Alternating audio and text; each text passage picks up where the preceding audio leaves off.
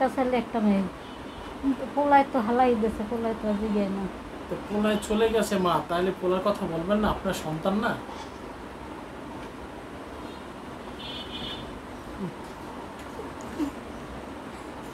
সন্তান না যে গেলে কান্না করতে হয়, তাকে পরিচয় দিবেন না মা? সে তো আপনার সন্তান।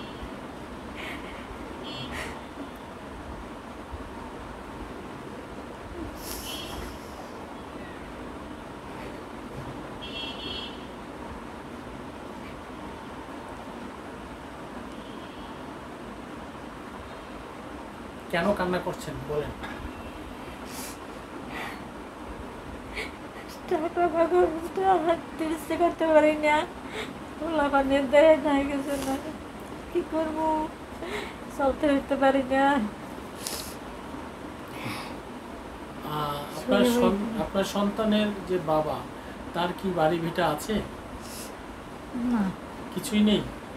আমরা আবাসনে থাকি, আমি থাকতাম আবাসনে, এই সমস্যায় হ্যাঁ, সম্মানিত দর্শক, আসসালামু আলাইকুম। দেশ এবং দেশের বাইরে যারা যেখান থেকে দেখছেন সবাইকে স্বাগত জানাচ্ছি জীবনের গল্পে।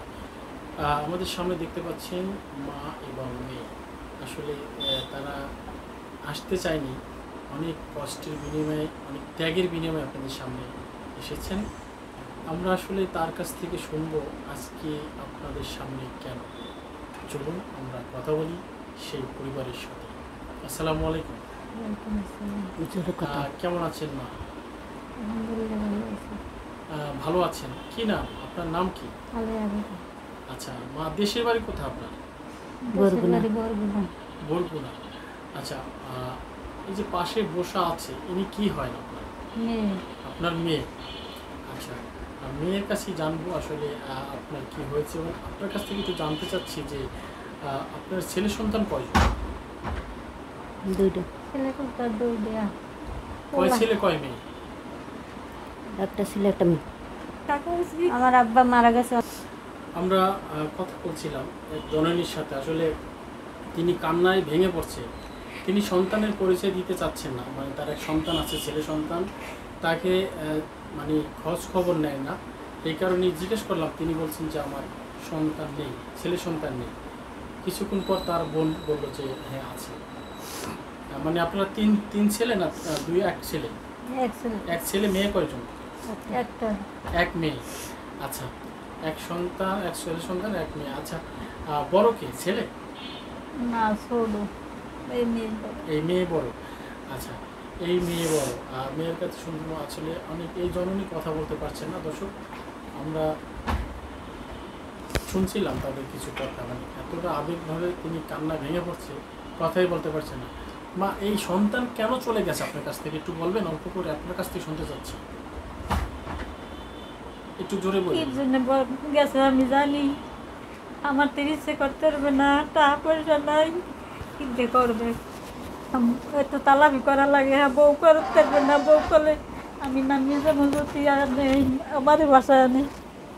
আচ্ছা, তারপরে এই ভর্তুম নিয়ে নাই পোলায়। ওনাকে বিয়ে শাদী করেছে আপনার? আর আপনি করাইছেন? ইচ্ছে করি করছে, নিজের ইচ্ছায় করছে। কতদিন ছিলেন সন্তানের সাথে? সন্তানের সাথে তো এই মাঝে মাঝে ঢাকা আইছি, 1 মাস 2 মাস এই জন্য রয়েছি, জন্মভরি থাই নাই, ওই রয়েছি আবার শুনে কিছু টাকা পয়সা পারলে পাঠাইছে, খাইছি। এখন তো তিরিশে করাইতে পারে না টাকা বাবা। মানে আর সন্তান আপনার সাথে যোগাযোগ রাখে না, নিজে চলতে পারেন না বিদায় কি আপনাকে রেখে গেছে আপনার মেয়ের কাছে? ছেলের এমন কেমন হয়, কেন হয় মা, বলতে পারেন? বউর কারণে। কেন মা, এই যে একটা ভুল কথা বললেন, বউ কি বলছে? বউ বলছে যে তুমি যদি তোমার মায়ের আনো তাহলে আমি নামিয়ে যাবো, এটা বলছে? আমার ছেলে লই নামিয়ে যাবো। তখন ছেলে কি বলল? কয় হলে আমি অসহায় যাব না, আমি কেমনে কি চলবো, বউ যদি যায়। মা বড় না বউ বড়? বউ বড়। আমি তো এই বউ বড়। আমরা তো জানতাম মা বড়। আমি তো দেখছি মা বড় না, মা ছোট, বউ বড়। মা ছোট। নাইলে বউ এরকম কয় এই কথা আমার আলাই যাইতে না।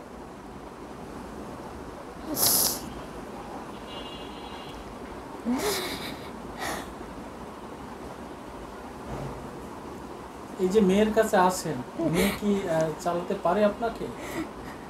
আর কষ্ট হয়, তো এই চলতে একটু কষ্ট। আমার চালাইবে কি দেয়া, যতদিন পারছে ততদিন দেখাইছে না, ডাক্তার দেখাইতে পারি না। আপনি কি চাচ্ছেন মা, বলেন? আমি চাইছি একটু ডাক্তার দেখাইতে, আমি টানতে পারতাম,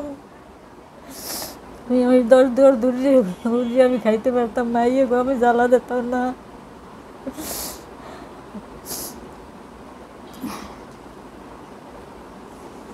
মাইয়াই তো আসয়, মাইয়া কিনতে জিগেই বেড়া আছে কিছু। আপনার মেয়ের হাজবেন্ড কোথায়? হাজবেন্ড কোথায় থাকে আর জানি তো, সারাসারি হয়েছে। সে কোথায়? আপনার মেয়ের হাজবেন্ডের কথা বলছিলাম। কোথায় আমি তো জানি না। আপনি নিজে বিয়ে দিয়েছিলেন? ও হয়েছে সম্পর্ক, সম্পর্ক করে আপনার অমতে? আমার তো শেষে মাইয়ে পছন্দ করছে, নিজেরা পছন্দ করছে, এই তো মাইয়ে পছন্দ করছে বলতে হইয়া এইতে কইছি বাপ নাই কিছু না, কেডা কি করবে। এই জন্য আপনি মেনে নিয়েছেন। হ্যাঁ, এখন কি চাচ্ছেন আপনি মা? এখন চাচ্ছি কীভাবে চলবো, কী করবো, কইতে পারি না কিছু। কার কাছে হাত বাড়াচ্ছেন? সবার কাছে আমি সাহায্য চাচ্ছি, আমার সাহায্য করে জানি।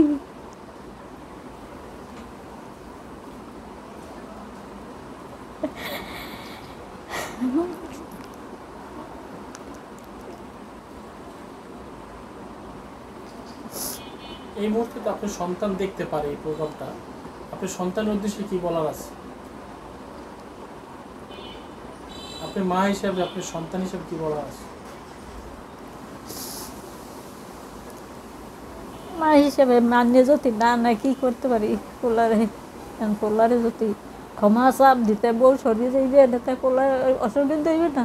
নিজেই তো চলতে পারি না, নিজে হাতে চলতে পারি না কিছু না, পোলারে চাপ দিয়ে কি হইবে।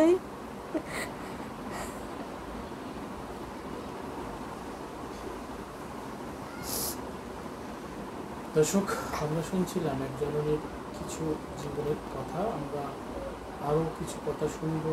আমরা আজকে বিদায় নিচ্ছি, পরবর্তীতে আমি আরও কিছু কথা নিয়ে আপনাদের সামনে হাজির হব। সবাই ভালো থাকবেন, সুস্থ থাকবেন, এবং এই জননীর জন্য যদি কিছু করতে চান অবশ্যই আমরা আমাদের সাথে যোগাযোগ করবেন। আমরা চেষ্টা করব এই পরিবারটির সাথে যোগাযোগ করে দেওয়ার, এবং তার পাশে অন্তত একটু সহযোগিতার হাত বাড়াতে তিনি বলেছেন, যেন তার একটু চিকিৎসাটা হলেই হয়তো বা তিনি নিজে হাঁটতে চলতে পারবে, এমনটি তিনি বলছেন। এবং তার মেয়ের কথাও তিনি বলছেন। আমরা শুনবো পরবর্তীতে তার মেয়ের কাছ থেকে কী ঘটনা হয়েছিল এই পরিবারে। সবাই ভালো থাকবেন। পরবর্তী প্রোগ্রাম দেখার আমন্ত্রণ জানিয়ে আমরা বিদায় নিচ্ছি। আল্লাহ হাফেজ। আসসালামু আলাইকুম।